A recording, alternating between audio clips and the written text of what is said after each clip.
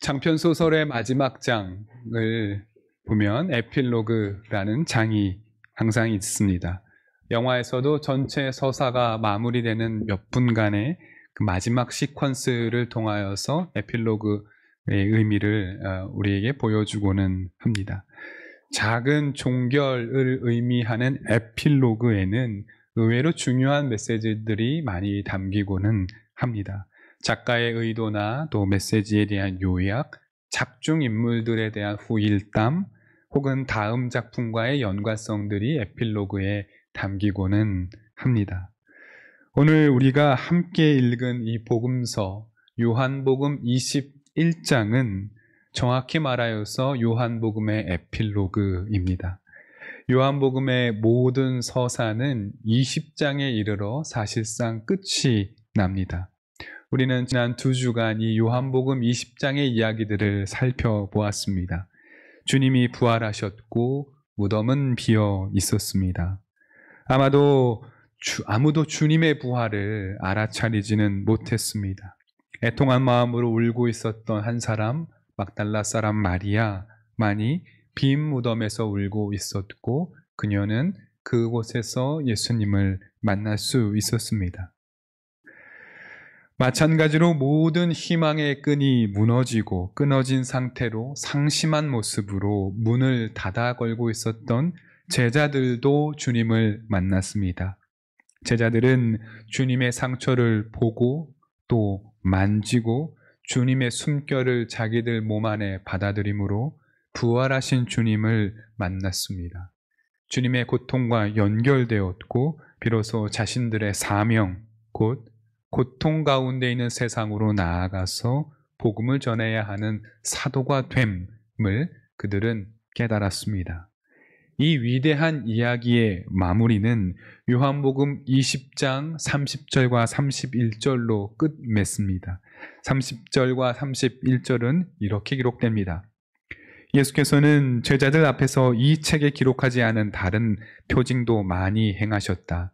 그런데 여기에 이것이나마 기록한 목적은 여러분으로 하여금 예수가 그리스도요 하나님의 아들이심을 믿게 하고 또 그렇게 믿어서 그의 이름으로 생명을 얻게 하려는 것이다. 이것이 20장 31절의 마지막 절입니다. 이로써 요한복음은 끝났습니다. 요한복음의 긴 여정은 바로 이 시점에 마무리가 된 것입니다.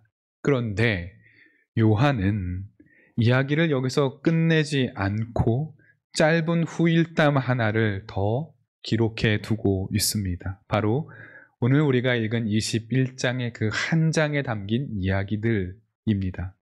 디베라 바다에서 제자들과 만난 이야기, 그 안에는 우리가 잘 알고 있는 물고기 153마리를 잡은 사건, 제자들과 아침을 먹은 이야기, 베드로에게 내 양을 먹이라 3번 말씀하신 주님의 이야기들이 21장에 담겨 있습니다.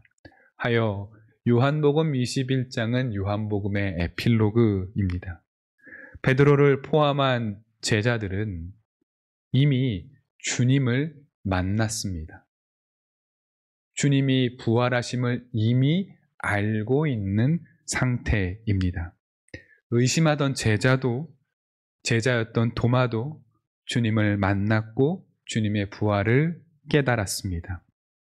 복음의 역사가 이제 복음서를 지나서 사도행전으로 넘어가고 있는 이 시점에 요한은 그 이야기 사이에 하나의 후일담, 어쩌면 앞의 이야기와 무언가 잘 연결되지 않는 듯해 보이는 이 21장의 후일담을 에필로그로서 우리에게 들려주고 있습니다.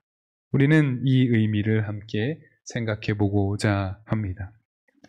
조금 전까지, 그러니까 요한복음 20장에서 우리는 부활하신 주님과 만난 제자들, 곧 기쁨이 가득했던 다락방의 이야기를 살폈습니다. 우리 독자들과 복음서 안의 제자들은 모두 다락방 안에서 주님의 부활을 확인했고 그로 인하여서 기쁨이 넘쳐나고 있음을 경험한 상태입니다. 그런데 요한은 갑자기 우리를 사로잡아서 완전히 다른 장소인 디베랴 바닷가로 갑자기 끌고 갑니다. 그런데 이 디베랴 바닷가로 가보니 분위기가 사뭇 달라집니다. 어둠이 가득한 밤, 무기력해 보이는 제자들이 항구에 옹기종기 모여 있습니다. 서로 아무 말이 없습니다. 이때 베드로는 침묵을 깨고 말합니다. 나는 물고기를 잡으러 가겠다. 하니 다른 제자들도 베드로를 따라 물고기를 잡으러 배에 올라갑니다. 여러분, 지금 이 밤 디베랴 바다 항구의 분위기가 어떠한 것 같습니까? 이 디베랴 항구의 제자들의 분위기가 어떠한지요?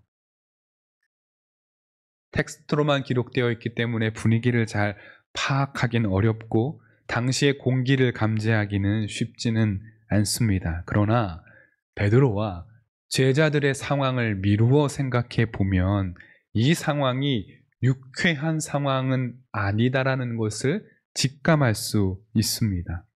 의미를 톱어보자면 이들은 과거의 자신들의 일이었던, 자기들에게 익숙했던, 또 생존을 하기 위해서 해왔던 자기들의 본업으로 돌아간 것이지요. 그런데 여러분, 제자들은 이미 그 전에 예십장에서 부활의 기쁨을 자기들의 눈과 손과 그리고 폐로 확인한 사람들입니다. 이 사람들은 자기의 죄가 용서됐고 부활하신 주님이 자기들을 직접 찾아옴으로 자신들의 모든 과거가 다 회복된 사람들입니다. 그리고 사람들에게 가서 죄의 용서를 하라라는 사도들의 명령을, 사도됨의 명령을 받았습니다. 제자들은 이제 부활을 경험했고 해야 할 일이 있었습니다. 그렇다면 이 제자들이 가야 할 곳이 어디일까요? 부활을 경험한 제자들이 사도로서의 사명을 받고 나서 기쁨이 넘치는 상태, 그 다음 장면의 제자들이 가야 할 곳은 어디이겠습니까? 물고기잡이 배이겠습니까? 아니겠지요. 사도가 되었기 때문에 말씀을 전하러 흩어졌어야 합니다. 성전으로, 회당으로, 시장으로 달려나가서 복음을 전해야 했겠지요. 그런데 제자들은 다시 바닷가로 되돌아왔습니다. 배를 타야 했다면 어선이 아니라 여객선을 타서 바다 건너로 넘어가 헬라 땅에서 복음을 전해야 했겠지요. 그런데 그들이 탔던 배는 그들에게 익숙한 어선입니다. 따라서 우리는 이 요한복음 20장과 요한복음 21장 사이에 서사적인 공백이 생겼다라는 것을 알 수가 있습니다. 부활의 기쁨과 사도로서의 사명감은 자취를 감췄고 마치 부활하신 주님을 전혀 보지 못한 듯한 제자들을 만나게 됩니다. 부활은 이미 일어났음에도 불구하고 부활이 마치 처음부터 없었던 양 패배감에 휩싸인 제자들을 우리는 만났습니다. 부활 이야기의 흐름대로라면 이 에필로그의 이야기는 차라리 없는 것이 더 어울립니다. 주님의 부활로 새롭게 회복된 제자들이 사도가 되어서 복음을 증거하러 온 세상으로 떠나갔다. 이렇게 끝나면 이 얼마나 멋진 결말입니까? 그리고 나서 사도행전으로 이어진다면 이 복음서와 사도행전의 연결은 정말로 근사한 모습일 것입니다. 그런데 요한은 이 복음서를 이렇게 마무리하지 않았습니다. 약간은 맥 빠지는 장면들을 우리에게 다시 보여주고 있습니다. 우리가 예상한 멋진 그림을 요한은 보여주지 않습니다. 마치 부활을 보지 못한 듯 되돌아버린 제자들의 이야기를 다시 들려주고 있습니다. 이런 의미에서 요한의 이 에필로그는 매우 상징적입니다. 주님의 부활이라는 믿을 수 없는 기쁨과 벅찬 감동이 그들을 지나간 후에 어쩌면 다시는 만날 수 없으리라 생각했던, 혹은 다시는 만나고 싶지 않았던 불유쾌한 손님인 신앙의 정막, 공허, 의심, 방향의 상실, 바로 이러한 것들이 제자들에게 찾아온 것을 우리는 보고 있기 때문입니다. 디베랴 바닷가에 모인 제자들의 상태가 바로 그렇습니다. 그들은 바로 직전에 부활하신 주님을 이미 보았습니다. 부활의 기쁨이 온몸에 가득했던 사람들입니다. 그러나 이 기쁨이라는 감정의 상태가 사그라들자 이내 찾아온 현실의 무게, 변한 것이라고는 하나도 없는 이 사회적인 상황, 여전히 살기 등등한 유대인들, 자기들을 체포하기 위하여서 혈안이 된 로마의 군병들이 눈에 들어온 것입니다. 요한은 은총의 기쁨과 언제나 짝지어오는 그림자들이 우리에게 있음을 이 에필로그를 통해서 지금 보여주고 있습니다.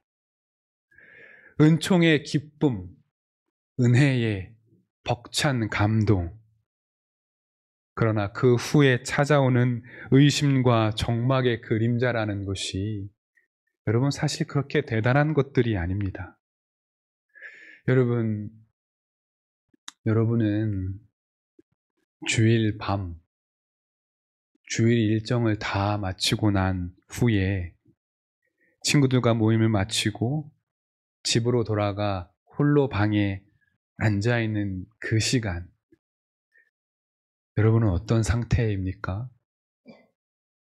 여러분은 주일의 모든 일정이 끝난 그날 밤 홀로 자기 방에 앉아서 어떤 생각들을 하십니까? 주일 예배를 드리며 마음에 남았던 말씀을 되새기면서 기쁨으로 잠자리에 드십니까? 그렇다면 참으로 건강한 신앙입니다. 잘하셨습니다. 그런데 그렇지 않은 경우가 우리 많죠.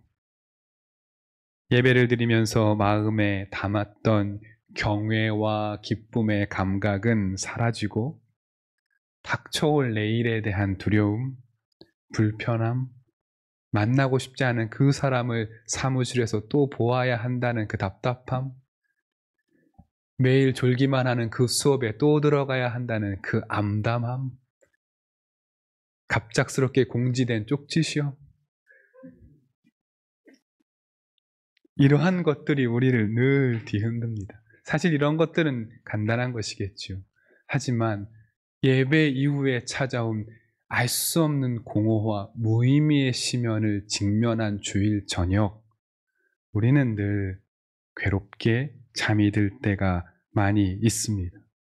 은총을 기억하려 하지만 도무지 떠오르지가 않습니다. 나는 분명히 주일 예배를 드림으로 그리스도인으로 새롭게 태어났는데 어디로 가야 할지, 무엇을 해야 할지 아무것도 모르겠는 마음, 닥쳐올 내일 그저 숨고 싶은 마음, 우리는 이러한 것들과 자주 대면하게 됩니다. 기쁨이 지나갔습니다.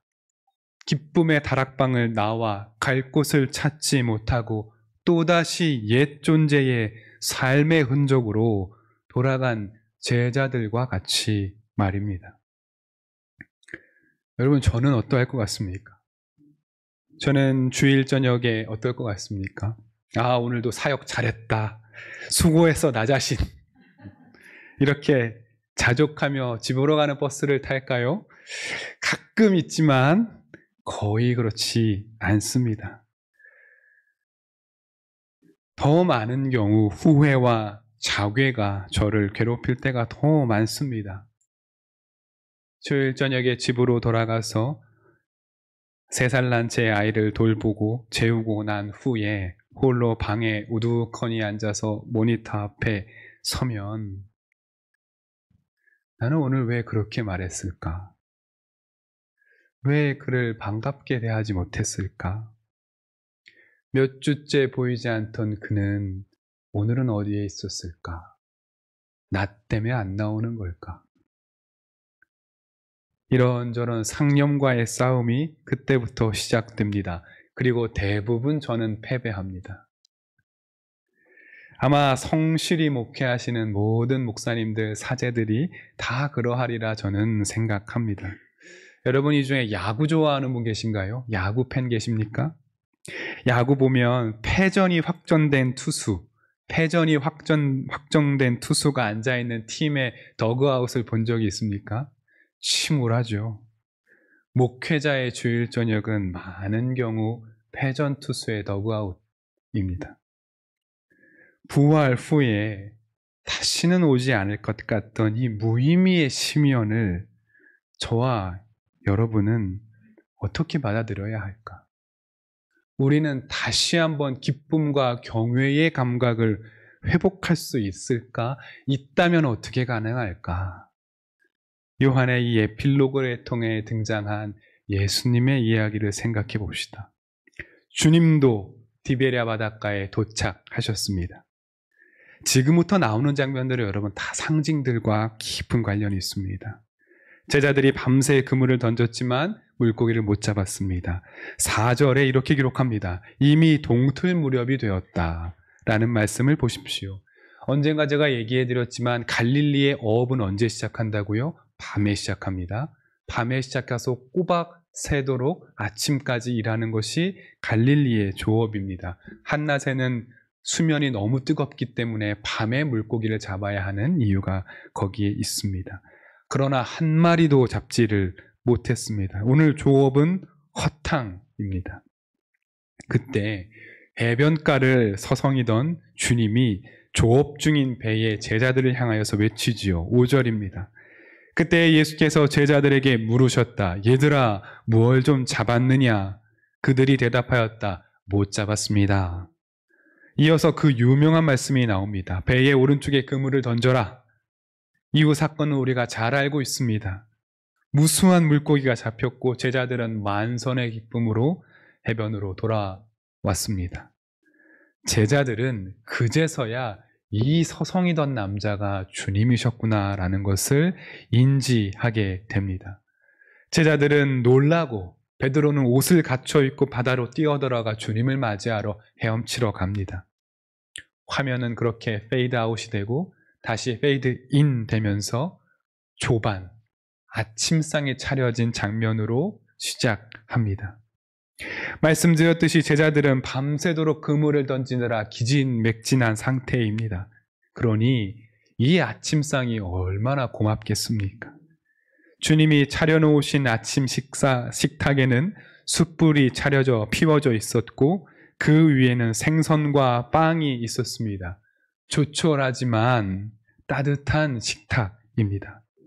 그런데 이 아침상이 다정한 이유는 단지 빵과 생선 때문만은 아니었을 것입니다. 여러분 생각해 보십시오.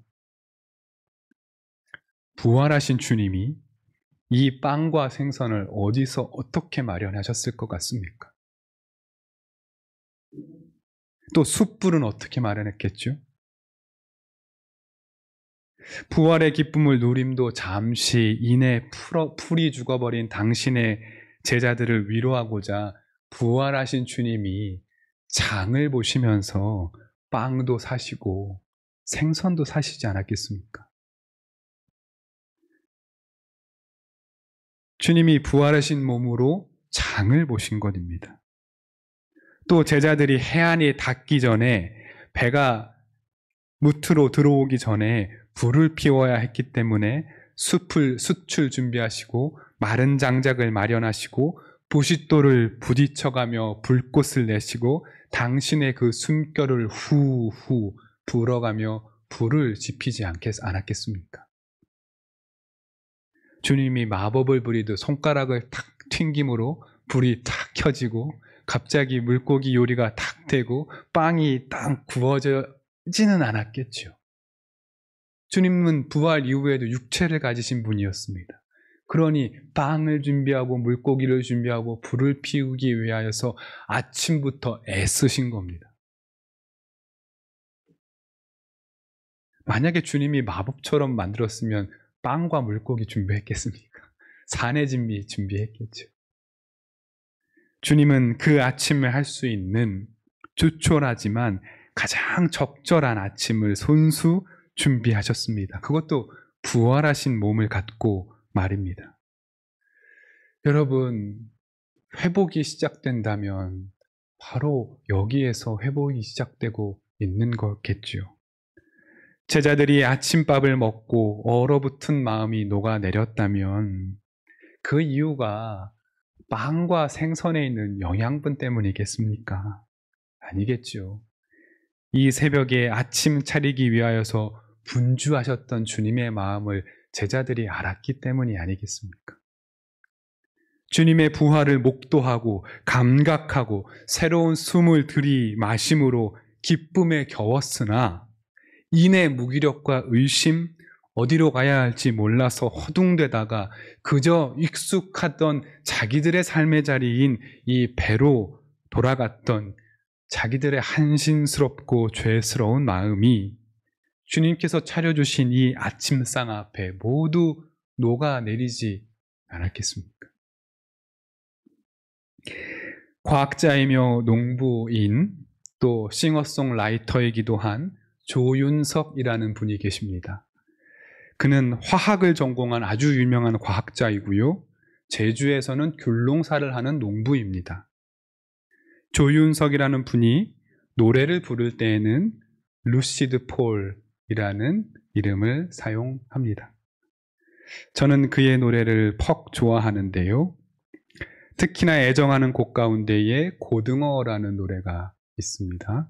가사를 한번 들어보십시오. 저는 이상하게도 이른 아침 이 디베랴 바닷가에 차려진 예수님이 차리신 아침상을 묵상할 때마다 이 노래가 떠오릅니다. 선악과의 열매가 사과가 아니고 이 아침상의 물고기가 당연히 고등어는 아니지만 그럼에도 이 곡에 담긴 마음 때문에 저는 이 장면을 보면 이 노래가 생각이 납니다. 값비싼 꽃등심은 아니고 싸고 맛 좋은 고등어, 없는 살림에 아껴가며 장을 보시는 어머님의 마음, 식구들 먹이기 위하여서 싱싱한 고등어를 찾으러 다니시는 이 마음이 이 곡에 녹아 있습니다. 주님이 손수 준비하신 그 아침상에는 이 마음이 오롯이 담겨 있습니다. 불안감에 괴롭고 허무감에 무력해진 당신의 사랑하는 제자들을 위하여서 장을 보신 주님의 마음 말입니다. 하여 제자들은 이 따뜻한 식탁에서 아무 말도 할 수 없었습니다.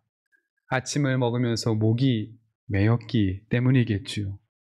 부활하셨는데, 그걸 직접 보여주셨는데, 우리가 그걸 보고 만졌는데, 여전히 삶의 갈피를 잡지 못하는 자기들의 아둔함을 탓하지 않으시고 괜찮으니 밥 먹어 라 말씀해 주시는 그 마음을 제자들은 알았을 것입니다. 13절을 봅시다. 예수께서 가까이 오셔서 빵을 집어서 그들에게 주시고 이와 같이 생선도 주셨다. 여러분, 이 장면을 감감히 묵상해 보십시오. 무엇이 떠오릅니까? 빵을 집어서 그들에게 주시고 생선도 주셨다. 여러분, 이게 무엇을 상징하는 거겠습니까? 성찬입니다. 지금 이 새벽 미명의 시각, 바닷가 해변에서 성찬이 이루어지고 있습니다. 이 성찬은 회복의 성찬, 부활을 다시 기억하게 하는 성찬, 위로와 기쁨의 성찬입니다. 제자들은 지금 주님과 최후의 식탁에서 마지막 성찬을 나누고 있습니다. 여담이지만 우리는 이 주님의 마지막 만찬을 예수님께서 잡히시기 전날 밤 그곳에서 했던 그 식사를 최후의 만찬이라고 기억하고 있지만 여러분, 성경에서 나오는 주님과 제자들의 마지막 식사는 이 디베랴 바닷가에서의 아침입니다. 이것이 최후의 식사입니다. 그러니 제자들은 이 식사가 뇌리에 남았을 것입니다. 이 아침의 식탁, 이 마지막 성찬이 제자들을 회복시키고 있습니다. 성찬은 빵과 포도주의 나눔과 함께 고백의 문답이 있는 걸 아시죠? 우리도 늘 그렇게 문답하지 않습니까? 문답이 시작됩니다. 주님이 베드로에게 이렇게 묻습니다. 요한의 아들 시몬아, 내가 이 사람들보다 나를 더 사랑하느냐? 주님 그렇습니다. 내가 주님을 사랑하는 줄을 주님께서 아십니다.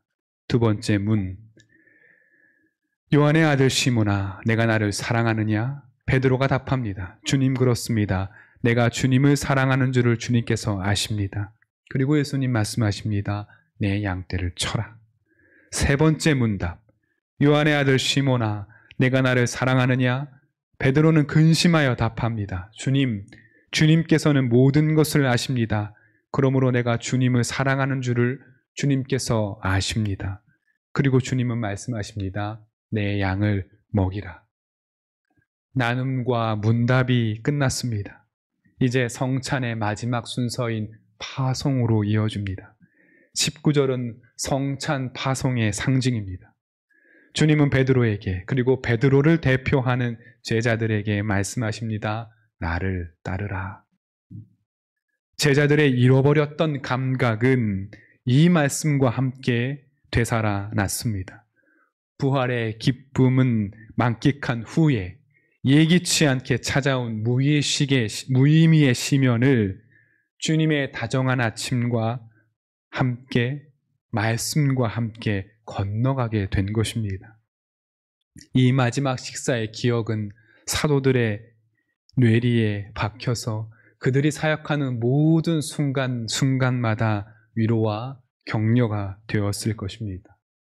사도들이 복음을 전하다가 길이 막혔을 때에, 적대자들에게 박해당하며 죽음이 목전에 찾아왔을 때, 공동체가 무너지고 갈등에 봉착했을 때, 모든 사역을 포기하고 이전의 삶으로 돌아가고 싶을 때마다 제자들은 오늘의 식탁, 주님과의 마지막 식사를 기억했을 것입니다. 사랑하는 청파의 청년 여러분, 은총의 기쁨이 지나간 자리에 이유를 알 수 없는 허무와 무의미가 찾아왔다면 이는 자연스러운 일입니다. 부활을 직접 보았던 제자들도 그러했습니다. 지나간 감정을 되돌려 하는 것은 무익합니다. 우리가 할 일은 아침상을 차리기 위하여 장을 보시고 수채에 불을 피우시던 그날 아침에 주님, 그 주님의 분주하셨던 손길을 기억해야 합니다. 사역을 떠나기 위해 먼 길을 가야 하는 제자들에게 밥 한 끼 든든히 먹이고 싶으셨던 그 주님의 마음, 너희들이 해야 할 일은 크고 거대한 일이 아니라 사람들에게 찾아가서 이 마음 전하던 것이다 가르쳐 주셨던 그 마음을 우리는 기억해야 합니다.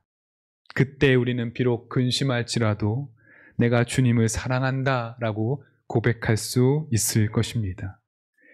여러분, 청년 여러분,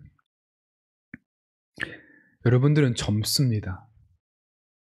그 말은 여러분들이 가야 할 신앙의 여정이 아직 많이 남았다라는 뜻입니다. 때때로 무너지고 망가질 수 있습니다. 그러나 아침을 차려주신 주님의 마음을 잃지 맙시다. 주님은 여러분들이 어디에 있든지 여러분들에게 밥을 차려주시려고 장 보시고 여러분 계신 곳으로 가시는 분임을 잊지 않으시기를 부탁드리겠습니다. 주신 말씀 기억하고 거듭의 기도를 드리겠습니다. 하나님, 주님의 빛과 기쁨은 모자람이 없는데 어찌 우리는 이렇게 쉽게 지치고 낭망하는지요. 기쁨이 지나간 자리에 찾아오는 이 반갑지 않은 손님이 늘 괴롭습니다. 지나가는 감정이 아니라 우리를 찾아오시는 장을 보시고 한 손에 물고기와 한 손에 빵을 들고 오시는 주님을 바라보게 해 주십시오. 주님 주시는 위로를 얻고 다시 해보자는 다짐 우리도 하게 해 주십시오. 예수님의 이름으로 기도드립니다. 아멘.